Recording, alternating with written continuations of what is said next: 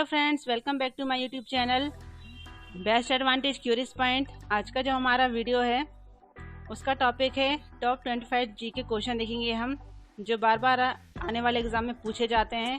खास करके अभी जो आरक्षक का एग्ज़ाम आने वाला है उसके लिए तो मोस्ट इम्पॉर्टेंट है। तो बिना देर किए चलिए वीडियो को स्टार्ट करते हैं। पहला क्वेश्चन है, ब्लड प्रेशर मापने के लिए किस यंत्र का प्रयोग किया जाता है?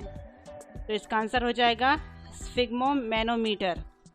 एक स्वस्थ व्यक्ति का सिस्टोलिक रक्तचाप पारा के 90 और 120 के बीच होता है और रक्तचाप मापने वाले यंत्र को क्या कहते हैं? रक्तचाप मापी या स्फिग्मोमैनोमीटर कहते हैं। ठीक है, ये हमें याद रखना है, मोस्ट इम्पॉर्टेंट क्वेश्चन है। अगला क्वेश्चन देखते हैं, किस अधिवेशन में कांग्रेस उदारवादी और उग्रवादी नामक दो दलों में विभाजित हो गई थी? तो ये हो गई थी 1907 के सूरत अधिवेशन में। ठीक है, सूरत अधिवेशन 26 दिसंबर 1907 ईस्वी को ताप्ती नदी के किनारे संपन्न हुआ था, ये भी हमें याद रखना है। और स्वराज की प्राप्ति के लिए आंदोलन और अध्यक्ष पद के चुनाव के लिए गरम दल और नरम दल दोनों में काफ़ी मतभेद था। ठीक है, ये इतना याद रखना है। अगला क्वेश्चन देखते हैं, तंजौर का बृहदेश्वर मंदिर किसने बनवाया था? तो इसका आंसर हो जाएगा राजराजा प्रथम चोल ने। यह मंदिर तमिलनाडु के तंजौर जिले में स्थित एक हिंदू मंदिर है। ठीक है, ये बहुत इंपॉर्टेंट है और 11वीं सदी के आरंभ में बनाया गया था, ये भी हमें याद रखना है। यह भव्य मंदिर विश्व धरोहर के रूप में जाना जाता है। भगवान शिव को समर्पित बृहदेश्वर मंदिर शैव धर्म के अनुयायियों के लिए पवित्र स्थल रहा है। ठीक है, किस धर्म के लोगों के लिए? शैव धर्म के। अगला देखते हैं, मुगल सम्राट अकबर का जन्म कहाँ हुआ था? इसका आंसर हो जाएगा अमरकोट के दुर्ग में। जलालुद्दीन मोहम्मद अकबर का जन्म 15 अक्टूबर 1542 ईस्वी में अमरकोट में हुआ था। ठीक है, अकबर का जन्म पूर्णिमा के दिन हुआ था, इसलिए उनका नाम बदरुद्दीन मोहम्मद अकबर रखा गया था। और बद्र का अर्थ क्या होता है? पूर्ण चंद्रमा। और अकबर उनके नाना शेख अली अकबर जामी के नाम से लिया गया था। ठीक है, अगला क्वेश्चन देखेंगे, वर्ष 2014 का फुटबॉल विश्व कप किस देश में आयोजित हुआ था? तो इसका आंसर हो जाएगा ब्राज़ील। 12 जून 2014 से 13 जुलाई 2014 के बीच ब्राज़ील में संपन्न हुआ था। ठीक है, बहुत इम्पोर्टेंट है ये। और 1950 के बाद ब्राज़ील इस प्रतियोगिता की मेज़बानी दूसरी बार कर रहा था, ये इतना हमें याद रखना है, मोस्ट इम्पॉर्टेंट है। साल 2014 का फीफा विश्व कप किसने जीता था? ये जीता था जर्मनी ने, ये इतना आप याद रखिएगा। ठीक है, अगला क्वेश्चन है, वर्ष 2018 का फुटबॉल विश्व कप किस देश में आयोजित हुआ था? अब ये वर्ष 2018 का पूछा है। ठीक है, ऊपर में क्या पूछा था? 2014 का, अब ये पूछा है 2018 का, तो इसका आंसर हो जाएगा रूस। 2018 का जो विश्व कप है, फुटबॉल विश्व कप, वो 14 जून 2018 से 15 जुलाई 2018 के बीच संपन्न हुआ था। रूस इस प्रतियोगिता की प्रथम बार मेजबानी कर रहा था, ये अपने को याद रखना है। ठीक है, अगला क्वेश्चन देखते हैं। अगला क्वेश्चन है, वर्ष 2014 के कॉमनवेल्थ कहाँ हुए थे? कॉमनवेल्थ जो गेम थे वो कहाँ हुए थे 2014 के? ठीक है, तो इसका आंसर हो जाएगा ग्लासगो, स्कॉटलैंड में। ये हुए थे 23 जुलाई 2014 से 3 अगस्त 2014 तक। ठीक है, इतना याद रखना है। अगला क्वेश्चन है, वर्ष 2015 का क्रिकेट विश्व कप कहाँ आयोजित हुआ था? तो इसका आंसर हो जाएगा न्यूजीलैंड और ऑस्ट्रेलिया में। ठीक है, न्यूजीलैंड और ऑस्ट्रेलिया ने इसकी मेज़बानी की थी और ये चला था 14 फरवरी 2015 से 29 मार्च 2015 तक ये चला था। इसके दौरान 49 मैच 14 स्थानों में खेले गए थे। ठीक है, अगला क्वेश्चन देखेंगे हम, संसद के दोनों सदनों की संयुक्त बैठक की अध्यक्षता कौन करता है? तो इसका आंसर हो जाएगा लोकसभा अध्यक्ष।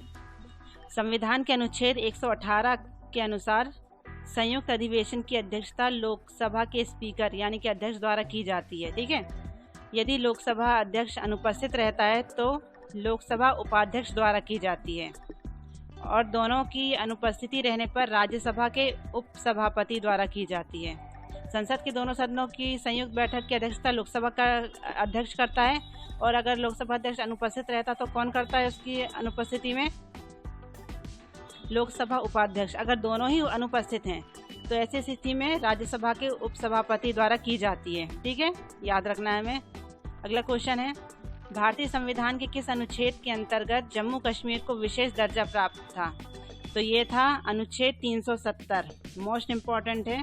ठीक है, जम्मू कश्मीर पर बीते कुछ दिनों में जो अटकलें चल रही थी उस पर विराम लग गया है। कैसे? मोदी सरकार ने एक बड़ा फैसला लिया, उसने जम्मू कश्मीर से अनुच्छेद 370 को खत्म कर दिया, इसलिए। ठीक है,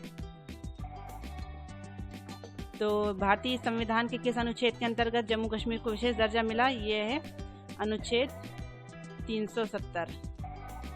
ठीक है, जिसे हटा दिया गया है। अगला क्वेश्चन देखेंगे हम, कोई विधेयक धन विधेयक है या नहीं, इसका निर्णय कौन करता है? तो इसका आंसर हो जाएगा लोकसभा सदस्य।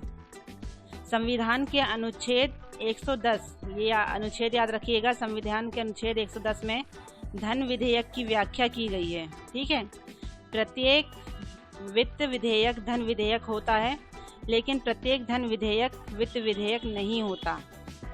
कोई वित्त विधेयक धन विधेयक है या नहीं, इसका निर्धारण लोकसभा स्पीकर यानी कि अध्यक्ष द्वारा किया जाता है। तो कोई विधेयक धन विधेयक है या नहीं, इसका निर्णय कौन करता है? लोकसभा अध्यक्ष। ठीक है, अगला क्वेश्चन देखेंगे, हैदराबाद किस नदी पर बसा हुआ है? तो इसका आंसर हो जाएगा मूसी नदी पर। हैदराबाद जो है मूसी नदी पर बसा हुआ है। हैदराबाद भारत के राज्य तेलंगाना की राजधानी है। ठीक है, जो दक्कन के पठार पर मूसी नदी के किनारे स्थित है।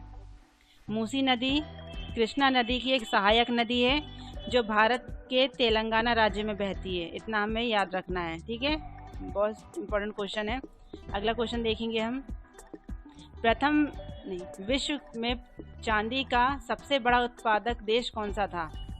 विश्व में सबसे ज़्यादा चांदी का उत्पादक देश कौन सा है?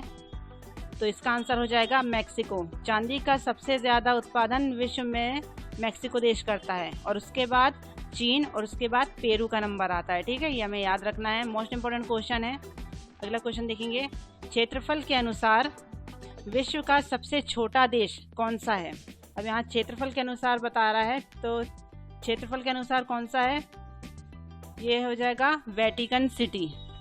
यूरोप महाद्वीप में स्थित ये देश दुनिया का सबसे छोटा देश माना जाता है।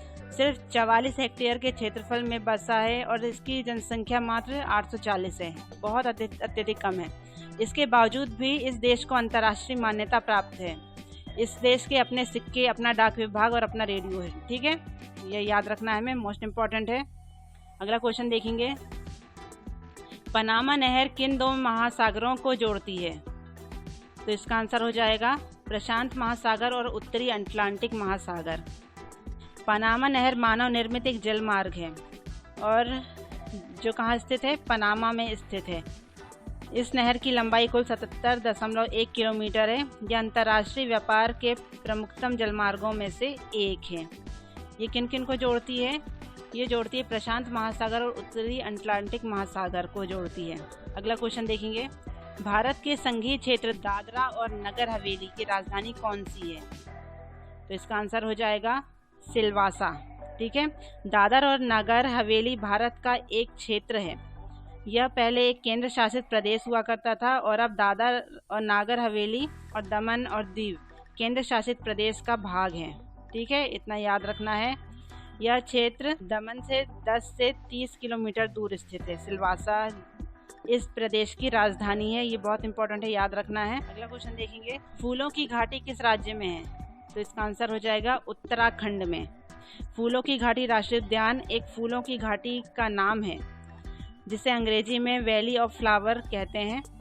यह भारतवर्ष के उत्तराखंड राज्य के गढ़वाल क्षेत्र में है। ठीक है, और यह फूलों की घाटी विश्व संगठन यूनेस्को द्वारा 1982 में घोषित विश्व धरोहर स्थल नंदा देवी अभ्यारण्य, नंदा देवी राष्ट्रीय उद्यान का एक भाग है। ठीक है, इतना चीज़ें याद रखनी है। अगला क्वेश्चन देखेंगे, वर्ष 2011 में नवनिर्मित राष्ट्र दक्षिणी सूडान की राजधानी कौन सी है? 2011 में जो नवनिर्मित राष्ट्र गठित हुआ है दक्षिणी सूडान, उसकी राजधानी कौन सी है? तो इसका आंसर हो जाएगा जूबा। जूबा देश की वर्तमान राजधानी और सबसे बड़ा शहर भी है। ठीक है, ये हमें याद रखना है, मोस्ट इम्पॉर्टेंट क्वेश्चन है। दक्षिण सूडान को 9 जुलाई 2011 को जनमत संग्रह के पश्चात स्वतंत्रता प्राप्त हुई थी। ठीक है, जनमत संग्रह के बाद स्वतंत्रता मिली थी 9 जुलाई 2011 को। ठीक है, अगला क्वेश्चन देखेंगे, आईने अकबरी का लेखक कौन था? इसका आंसर हो जाएगा अबुल फजल। इसकी रचना अकबर के ही एक नवरत्न में से एक है, दरबारी अबुल फजल ने की थी। इसमें अकबर के दरबार के उनके प्रशासन के बारे में चर्चा की गई है। ठीक है, बहुत इम्पोर्टेंट है। अगला देखते हैं, सबसे छोटी हड्डी कौन सी है? मानव शरीर की सबसे छोटी हड्डी कौन सी है? तो इसका आंसर हो जाएगा स्टेपिज। ठीक है, मानव शरीर की सबसे छोटी हड्डी स्टेपिज है। ये कहाँ होती है? कान में होती है। ठीक है, अगला क्वेश्चन देखते हैं, सबसे बड़ी हड्डी कौन सी है? तो इसका आंसर हो जाएगा फीमर, जांघ की हड्डी। सबसे बड़ी हड्डी है हमारी जांघों में जो होती है उसे फीमर कहते हैं। ठीक है, अगला क्वेश्चन देखेंगे, मानव शरीर में कितनी पेशियां हैं? इसका आंसर हो जाएगा 639। मानव शरीर में लगभग 500 से 600 पेशियां, मतलब कुल 639 होती हैं, जिसमें सर्वाधिक पेशियां पीठ में 180 पाई जाती हैं, है ना।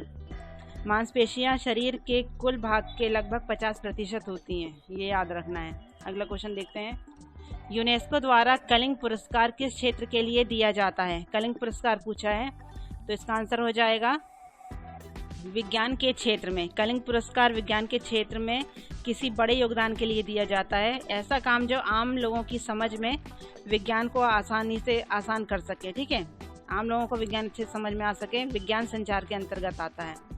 तो विज्ञान के क्षेत्र में मिलने वाला पुरस्कार है ये, यूनेस्को द्वारा कलिंग पुरस्कार दिया जाता है ये। ठीक है, विज्ञान के क्षेत्र में। अगला क्वेश्चन देखेंगे हम, भारत का सबसे पुराना चालू रेल इंजन कौन सा है? मोस्ट इम्पोर्टेंट क्वेश्चन है, तो इसका आंसर हो जाएगा फेरी क्वीन। पूछा गया है आरक्षक के एग्जाम में, पहले रिपीट हुआ है। 1855 में इस इंजन का निर्माण किया गया था, ये भी डेट याद रखिएगा आप लोग। और भाप से चलने वाला विश्व का यह सबसे पुराना इंजन माना जाता है। कब चालू किया गया, निर्माण किया गया था इसका इंजन का? 1855 में, और विश्व का सबसे पुराना इंजन माना जाता है, भाप से चलने वाला है। ये अभी भी चालू हालत में है। रेलवे के सूत्रों के अनुसार कहा जाता है कि लगभग 5 साल पहले भी इस इंजन के कुछ ट्रिप चलाए गए थे।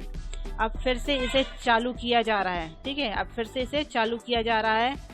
इस इंजन के साथ 2 बोगी जोड़ी जा रही है, जिसमें 60 यात्रियों के बैठने की व्यवस्था की गई है, और हर पैसेंजर के लिए टिकट भी तय की गई है।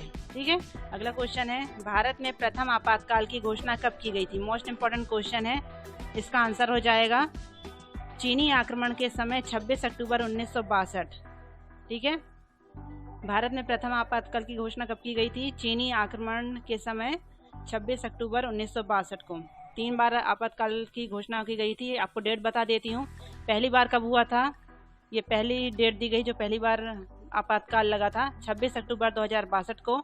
दूसरी बार कब लगा था? 3 दिसंबर 1971 को। और तीसरी बार लगा था 25 जून 1975 को। ठीक है, पहली बार कब लगा था? 1962 में, है ना, और दूसरी बार 1971 में, और तीसरी बार 1975 में। ये डेट हमें याद रखनी है, मोस्ट इम्पॉर्टेंट है। ठीक है, तो फ्रेंड्स ये थे इम्पोर्टेंट क्वेश्चन, 25 इम्पोर्टेंट क्वेश्चन जो आरक्षक या अन्य एग्ज़ाम के लिए बहुत महत्वपूर्ण है। अभी जो आपके कंपटीशन एग्ज़ाम की जो आप लोग तैयारी कर रहे हैं उसकी दृष्टि से तो महत्वपूर्ण है। तो friend, thanks for watching. I hope आपको ये वीडियो पसंद आया होगा, ऐसे क्वेश्चन यूज़फुल लग रहे होंगे। अगर ये क्वेश्चन अच्छे लग रहे होंगे तो प्लीज़ मेरे channel best advantage curious point को लाइक कीजिए, शेयर कीजिए, सब्सक्राइब करिए, बेल आइकन प्रेस करिए, साथ ही साथ कमेंट करना मत भूलिएगा। ऐसे इंपॉर्टेंट टॉपिक लेकर मैं फिर से मिलूंगी आपसे नेक्स्ट वीडियो पर। तब तक के लिए थैंक यू।